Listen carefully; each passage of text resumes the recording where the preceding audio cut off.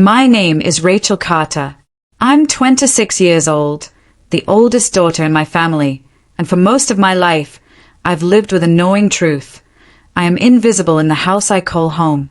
That night, the night my parents gave my younger sister the brand new iPhone 17 Pro Max, burned itself into my memory like a scar you can't rub away. I can still see the glow of the fairy lights strung across the living room, the glittering cake at the center of the table, and the sound of clinking glasses filling the air. Everyone was smiling, laughing, buzzing with excitement. But not for me. Never for me. I sat on the far edge of the sofa, my hands folded in my lap, trying to blend into the background like I always did.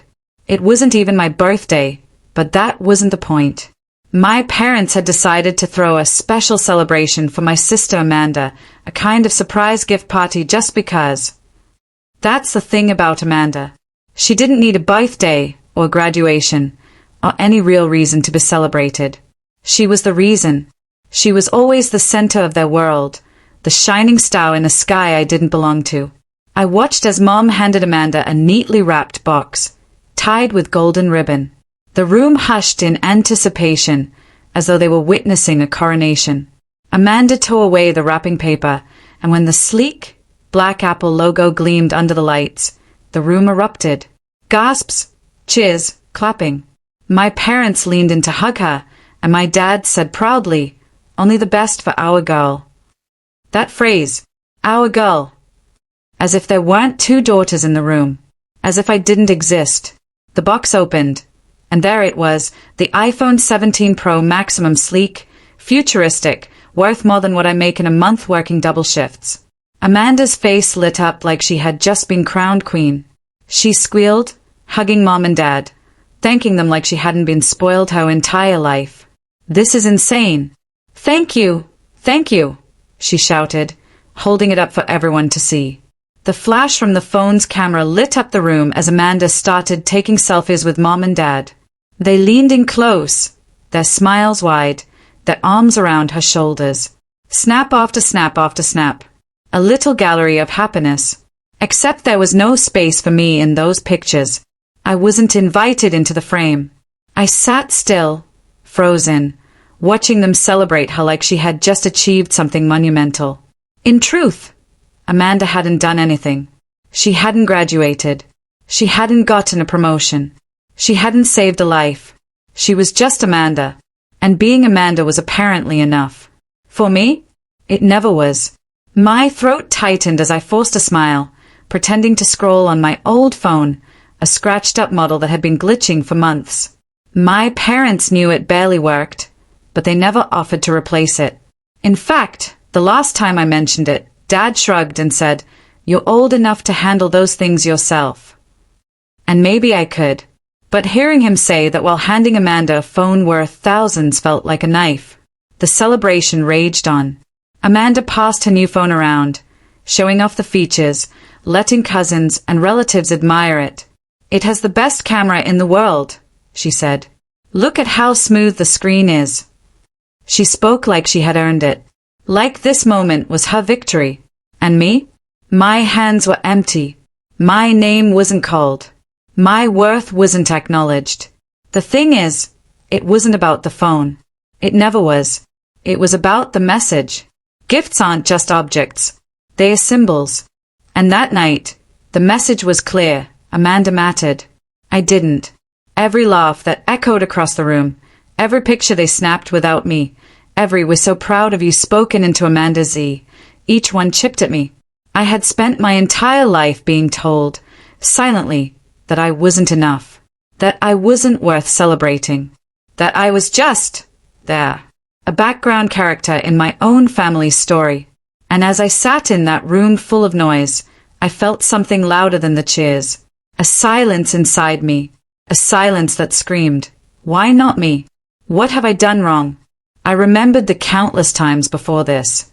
The Christmas when Amanda got a designer bag, and I got socks. The birthday when she received a brand new laptop, while I got a cheap card with no money inside. The graduation dinner where all the attention went to Amanda's dress, while no one noticed the medal around my neck. Every memory stacked itself on top of this night, suffocating me. I realized then that the iPhone wasn't just a gift. It was a verdict. A reminder of where I stood in this family. And as Amanda laughed, showing off her new phone to relatives, I sank deeper into the sofa, swallowing the tears that threatened to spill. No one turned to look at me. No one asked if I was okay. No one even noticed that I hadn't spoken a word the entire night.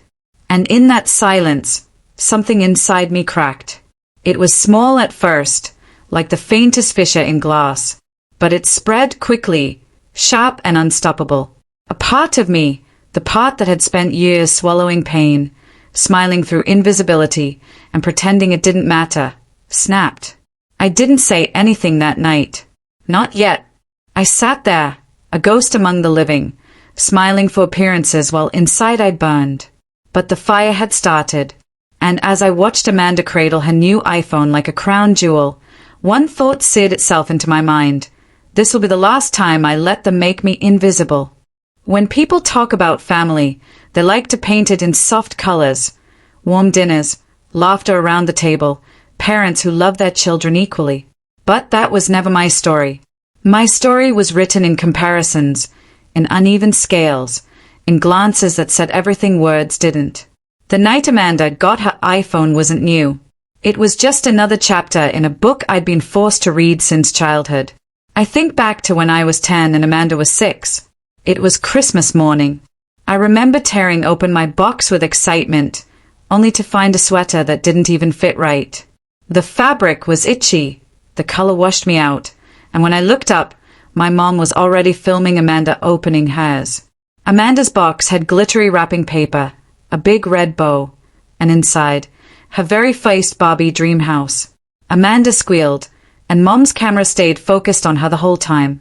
No one saw me tug at my sleeves, pretending to love the sweater so I wouldn't look ungrateful. That was the first time I learned how favoritism doesn't always shout. Sometimes, it whispers. Sometimes, it hides in the way one child's joy becomes the headline while the other's is just background noise. As the years passed, the pattern never changed. When Amanda turned 13, she got her first phone, an iPhone, brand new, straight from the Apple Store.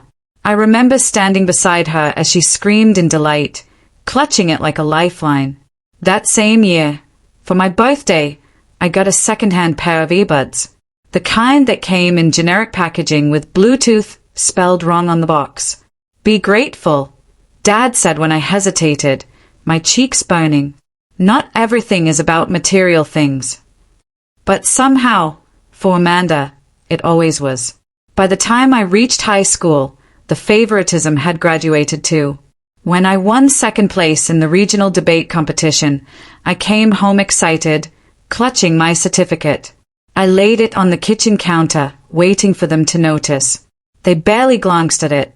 But when Amanda won Most Friendly at her middle school award ceremony, my parents framed the certificate and hung it in the hallway. I walked past it every morning, my own certificate shoved into a drawer in my bedroom.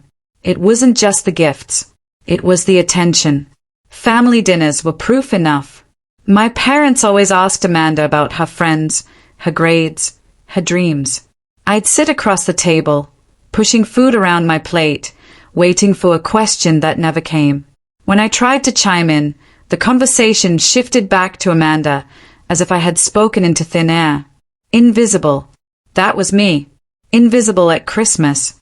Invisible on birthdays. Invisible in the living room, in the kitchen, in the car rides home. But the hardest part wasn't the gifts or the lack of attention. It was the way favoritism changed the air in our house.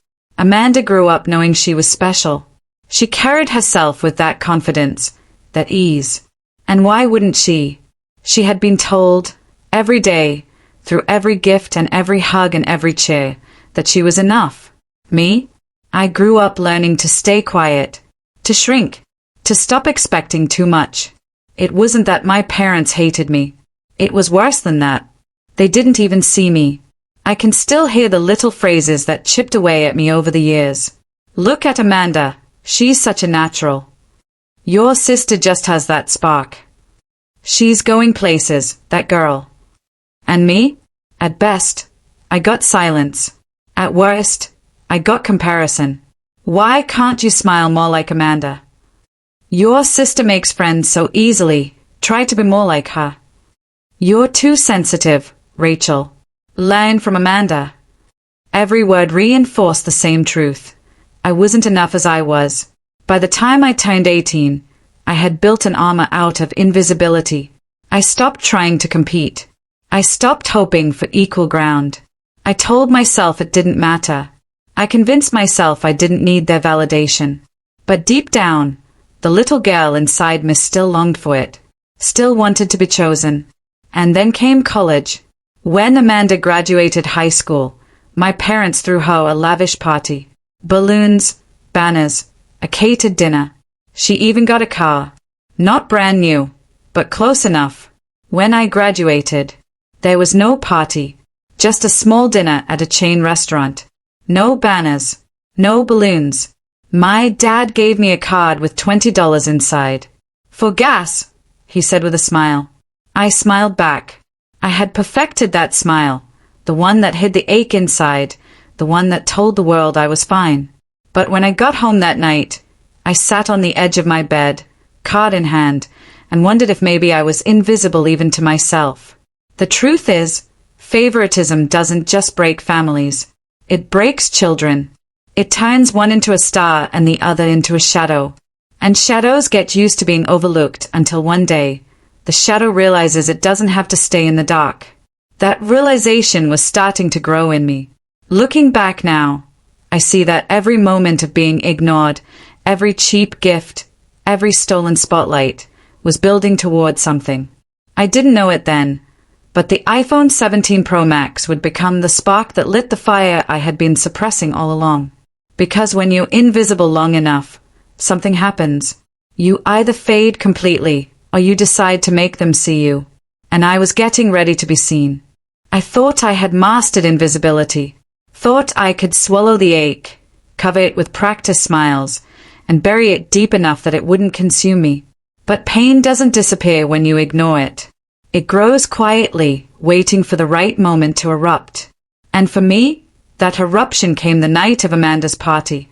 The living room was lit up like something out of a magazine. Fairy lights strung across the ceiling, golden balloons tied to chairs, a dessert table filled with cupcakes stacked in perfect towers. The air smelled of cinnamon and vanilla, the warmth of celebration settling into every corner. Except, of course, not for me. I lingered at the edge of the room, half hidden behind a cluster of guests. My parents were at the center, laughing, smiling, fussing over Amanda as if she were royalty. She wore a sparkly silver dress that shimmered under the lights. Her hair fell in soft waves, and her makeup was flawless. People kept telling her she looked like a movie star, and she soaked it in with the ease of someone used to compliments. Then came the moment. Everyone quiet down. Dad called, raising his glass. We have a very special gift for a very special girl. I already knew what was coming. I had overheard them whispering about it the week before, though they had lowered their voices when I entered the room, as if I didn't deserve to know.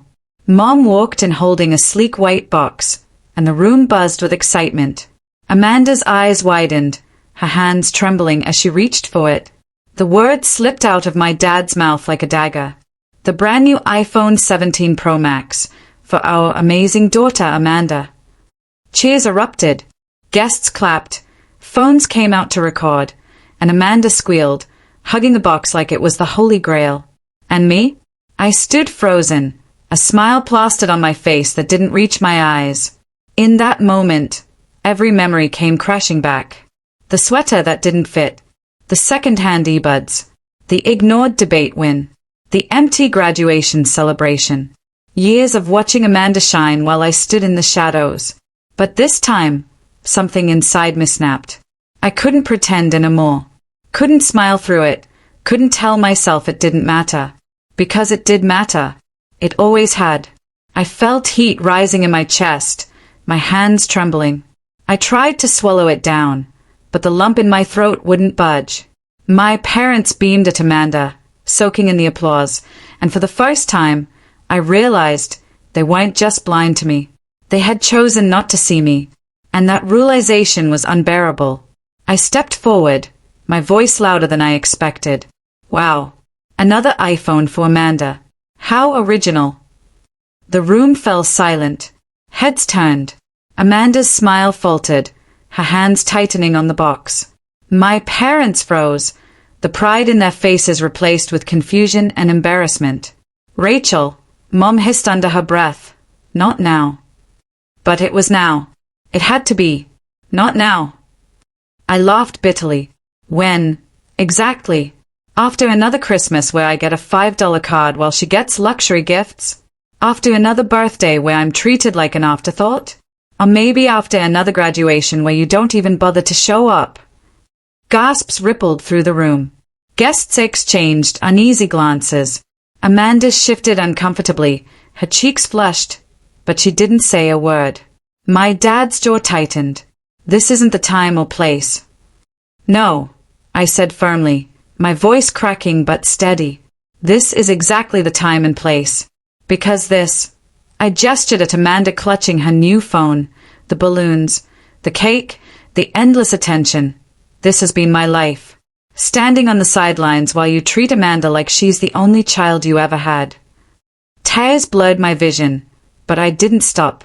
Years of silence poured out of me in a flood I couldn't hold back. Do you even know what that feels like? To come home with achievements and have them ignored? To beg for scraps of attention while you shower her with everything? To be told, over and over again, that I'm not enough because I'm not Amanda? Mum opened her mouth, but I raised my hand, stopping her. No, don't. Don't make excuses. I've heard enough excuses. I've lived with them my whole life. The room was suffocatingly quiet. Only the soft hum of the fairy lights filled the silence. Amanda finally spoke, her voice small. Rachel, I didn't ask for this. I know you didn't, I said, my voice gentler now, though my heart still raced. But you benefited from it. You thrived while I withered. And maybe it wasn't your fault, but don't you dare stand there and tell me it didn't happen. Her eyes filled with tears, and for a second, guilt flickered in mine. But then I remembered the endless years of being overlooked, the empty birthdays, the cheap gifts, the way my parents never noticed when I was hiding. I turned back to them. You broke me.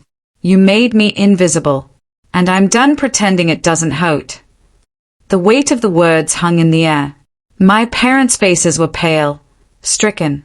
For the first time, I think they really saw me, not the shadow they had ignored, not the background character in Amanda's story, but me, angry, broken, and no longer silent. Without waiting for a response, I grabbed my bag and walked toward the door. My footsteps echoed in the silence, every step heavier than the last. As I reached the front door, I heard Mom's voice, trembling. Rachel, please. I stopped, my hand on the doorknob. For a second, I almost turned back, almost softened, almost gave them the chance to pull me in with another half-hearted promise. But then I remembered every time I had stood in that same spot, hoping, waiting, praying they would notice me. And I knew this time had to be different. I opened the door, the cold night air rushing in. For once, I said without looking back, I'm choosing me. And with that, I stepped out. The cold air hit me like a slap as I stepped outside. My breath fogged in the night, chest still heaving from the words I had unleashed. Behind me, through the thin walls, the muffled sounds of Amanda's party carried on in awkward fragments. Forced laughter, the clinking of glasses, the kind of noise people make when they don't know what else to do. For the first time in years, I wasn't a silent observer. I had spoken. I had cracked open the illusion my parents had built around Amanda, shattered it in front of everyone. But instead of relief, a hollow ache sat in my chest. Was this freedom? Or was it just another kind of exile? I walked down the driveway, the crunch of gravel loud in the quiet night. The neighborhood seemed unnervingly still, the kind of stillness that makes you aware of your own breathing. My hands trembled, not from the cold, but from the weight of what I had done. I had finally said everything I'd buried deep inside me. But where did that leave me now? The following days blurred together. I stayed in my small apartment across town, the one I had worked 2 jobs to afford while Amanda was still living rent-free in her cushy bedroom at home. The silence in my place was heavy, broken only by the hum of the refrigerator and the ticking of the clock. No calls from Mom. No texts from Dad. Not even a message from Amanda.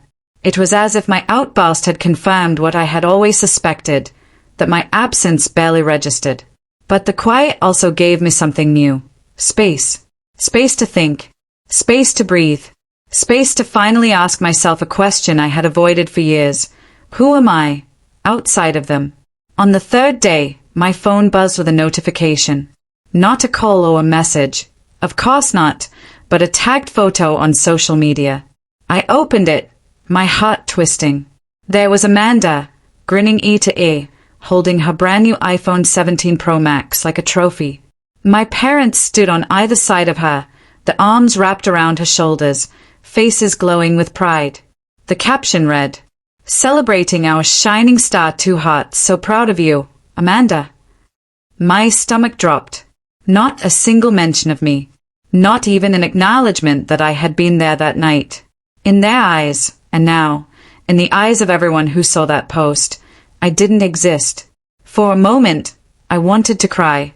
Wanted to curl up on the couch and let the tears come the way they used to late at night when no one could hear me. But then something inside me shifted. Looking at that photo, at their beaming faces, at Amanda basking in the glow of love I had never been given, I realized something. I had spent my whole life begging for a seat at that table, for crumbs of recognition. And now, standing on the outside, I saw the truth. That table was never built for me. And maybe, just maybe, I didn't need it anymore. A week later, I got a call. Not from Mom. Not from Dad. From Aunt Claire. She lived 2 states away and wasn't particularly close to us, but she had always sent me birthday cards, little handwritten notes that said things like, "Don't forget how bright you are." Her voice was warm, concerned. "Rachel, I heard what happened." I froze. From who? From one of your cousins. Word spreads fast in this family. She sighed. "I just wanted you to know. I'm proud of you. It takes guts to speak the truth, even when no one wants to hear it." The lump rose in my throat again, but this time, it wasn't just pain. It was gratitude. "Thank you, Aunt Claire. That means more than you know." We talked for almost an hour, about everything and nothing. When I hung up, I felt lighter. Seen. Validated in a way my parents had never given me. And that's when it hit me. Maybe family isn't just blood. Maybe family is the people who see you, who hear you, who remind you that you matter. But the silence from my parents stretched on. 2 weeks. 3. No messages. No visits. No apologies. I checked my phone more than I'd like to admit, half expecting something, anything. But it never came. And slowly, that silence stopped feeling like a punishment. It started feeling like an answer. They had chosen Amanda, again, always, endlessly. And I was done choosing them. One night, I sat on my apartment floor with a notebook. I wrote everything I could remember, every time I had felt invisible, every cruel comparison, every dismissal. The Christmas with the $2 card, the graduation they skipped, the endless spotlight on Amanda. Page after page, I poured it out. And when I was done, I read it back. It didn't feel like a sob story anymore. It felt like evidence. Proof that I wasn't crazy. Proof that what I had lived through was real, that my pain had roots. For the first time, I wasn't shrinking under it. I was holding it in my hands, owning it. And that night, I made a promise to myself. I would build something better. A life where I wasn't invisible. A home where I was loved for who I was, not who I wasn't. The aftermath of that night wasn't neat. It wasn't wrapped up with apologies or reconciliations. My parents didn't show up at my door with tears and regret. Amanda didn't hand me back the iPhone in guilt.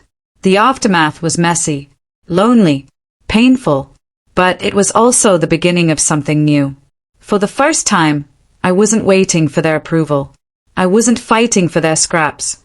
For the first time, I was free to write my own story. And deep down, I knew the real confrontation hadn't been with them. It had been with myself, with the part of me that thought I needed their love to be whole. Now, I was ready to prove I didn't. The morning light spilled across my apartment floor, soft and golden, catching the edges of the notebook I had filled with every memory of neglect and favoritism. I hadn't moved it since that night, hadn't closed it, as if leaving it open reminded me that my story was no longer locked inside me. For days, I had sat in the quiet, waiting for the phone to ring, waiting for my parents to finally see me. But the silence had told me everything. And in that silence, a new thought had begun to grow. Quiet at first, then louder, insistent, impossible to ignore. I don't have to keep waiting for them. That morning, I made a choice. Not an easy one, not a glamorous one. A raw, terrifying one. To stop living for the family who had never chosen me and start living for myself. The first step was small. I opened my laptop and stared at the half-written application I had abandoned months ago, an internship at a tech startup downtown. Back then, I had told myself it was pointless. Why try? Why push? No one believed in me anyway. But as I sat there, fingers hovering over the keyboard, I realized something. I didn't need them to believe in me. I needed me to believe in me. I finished the application, hit submit, and for the first time in years, I felt something spark inside me. Hope. A week later, I got the email. Congratulations. We'd love to have you join our team. I sat at my kitchen table, staring at the screen, the words blurring as tears filled my eyes. Not because someone had chosen me, but because I had chosen myself. I had put my name out there, taken the risk, and now I had a chance. The next morning, I bought a cheap blazer from a thrift shop, pressed it the best I could, and showed up at the office downtown. My heart pounded the whole elevator ride up, but when the doors opened, I stepped out anyway. For once, I wasn't the forgotten one. I was Rachel Carter, the intern, the loner, the door. And slowly, piece by piece, I started building a life that was mine. But healing wasn't linear. There were nights I still cried, scrolling through my parents' posts of Amanda's milestones. Her new job, her vacations, her endless stream of praise. Every post was another reminder. They had chosen her. Always her. But then I'd look around my apartment, the books I'd bought for myself, the tiny succulents on the windowsill, the emails from mentors at work who saw potential in me, and I'd remind myself, I'm no longer waiting at that table. I am building my own. And with every reminder, the pain stung a little less. Months passed. I grew into the job, learned skills I didn't think I was capable of. For the first time, people looked at me and saw value. Not as a shadow to someone else, but as me. One afternoon, my manager pulled me aside after a presentation. Rachel, he said, smiling, you've got a sharp mind. Don't underestimate yourself. You belong here. Those words stuck with me. Belong. A word I had chased all my life, now handed to me by someone who had no obligation to say it. I left work that day walking taller, my chest lighter, the city buzzing around me like it was alive just for me. The real test came 3 months later. My phone lit up with a call I never expected. Mom. For a moment, I froze. Then I answered. Her voice was hesitant. Rachel, we've been meaning to reach out. We miss you. Things have been different since that night. Different. That was one word for it. I didn't yell. I didn't beg. I just listened. And when she asked if I wanted to come home for dinner, I took a deep breath and said something I never thought I'd have the courage to say. I'm not sure I want to. Silence on the other end. The kind that used to crush me. But this time, it didn't. Because my worth wasn't hanging on her response anymore. A week later, I did go back, not for them, but for me. The house looked the same, the smell of Dad's cologne lingering in the hallway, the framed photos of Amanda on every wall. Dinner was awkward, filled with careful small talk, the kind you have when everyone is afraid of saying the wrong thing. Amanda was there too, her shiny new phone sitting on the table like a centerpiece. But I wasn't the same Rachel who had stood in that kitchen months ago. This Rachel didn't wait for scraps of attention, didn't shrink when Amanda spoke, didn't measure her worth by the empty spaces in her parents' love. When the silence stretched too long, I smiled politely, put down my fork, and said, "Thank you for dinner. I should go." And I left. Not in anger, not in tears, but in peace. That night, walking back to my car under the streetlights, I realized what my choice had given me. I had chosen myself, over their approval, over their neglect, over the endless, exhausting chase to be seen. And in doing so, I had found freedom. The truth was, my parents might never change. Amanda might always be their favorite, but I no longer needed to carry that weight. Because my life, the one I was building, day by day, brick by brick, was mine. And no amount of favoritism could take that from me. So here's what I learned. The choice that saved me wasn't walking out of that party. It wasn't yelling at my parents, or even confronting the years of silence. The choice that saved me was the quietest one, the simplest one, the decision to stop waiting for their love and start giving that love to myself. And that's the kind of love no one can ever take away.